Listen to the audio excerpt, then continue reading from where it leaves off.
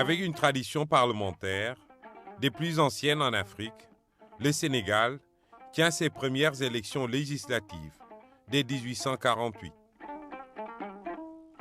Ce scrutin, remporté par Barthélemy Durand-Valentin, confère en même temps au Sénégal le statut de leader des pays africains à se doter d'institutions électives modernes. Dans les années qui ont suivi, l'arrivée du Second Empire va se traduire par la suppression de la représentation du Sénégal au niveau du Parlement français. Ce droit sera rétabli en 1871. À cette date, des élections eurent lieu au cours desquelles un officier de marine à la personne de Lafont de Fongofié a été élu. Mais en 1876, la représentation parlementaire de la colonie est à nouveau supprimée. Elle ne sera rétablie que 3 ans plus tard, en 1879. En effet, le 8 juin 1879 consacre le rétablissement définitif du poste de député dans la colonie du Sénégal avec l'élection d'Alfred Gascony. Dans la même année, le Conseil général, créé en 1840 et supprimé 8 ans plus tard, revient dans l'architecture institutionnelle. Il est rétabli parce que le Sénégal voulait connaître une évolution institutionnelle beaucoup plus accentuée que celle du passé. Et il était sur une instance d'avis dont la mission consistait à donner son opinion sur un certain nombre de questions, notamment l'assiette de l'impôt ou bien des mesures touchant l'organisation économique de la région. C'était également une instance de délibération sur les grandes questions intéressant la vie de la colonie à cette époque-là.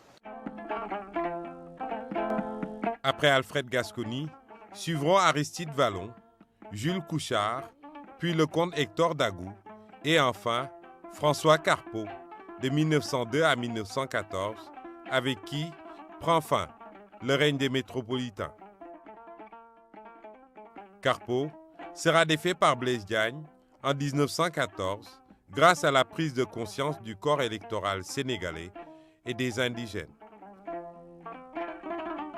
Il est le premier député noir à l'Assemblée nationale française. Lors de son premier mandat, Blaise Diagne fera voter 2 lois sur la citoyenneté qui renforcent la nationalité des originaires des 4 communes.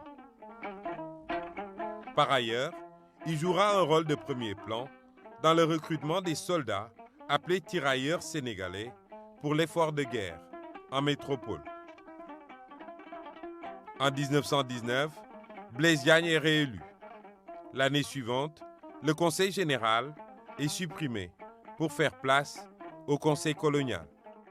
Au lendemain de la Première Guerre mondiale, tous ceux qui avaient quitté le Sénégal et qui s'étaient engagés ou qui avaient été recrutés de force sont revenus avec une mentalité tout à fait nouvelle. L'image du blanc, tel qu'il l'avait vécu à travers le système colonial, s'est très fortement dégradée.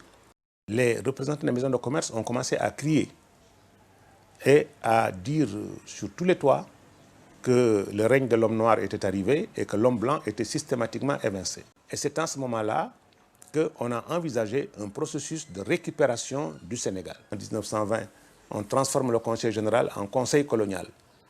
On élimine une bonne partie de la représentation des catégories sociales traditionnelles pour mettre à leur place des chefs de canton.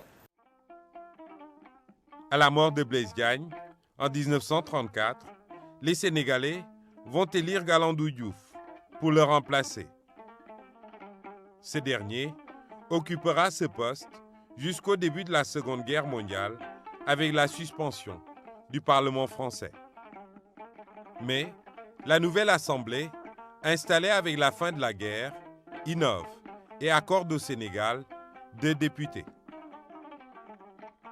Le 21 octobre 1945, Lamine Gueye et Senghor sont élus députés. Ils représenteront la colonie du Sénégal au Palais Bourbon jusqu'en 1951.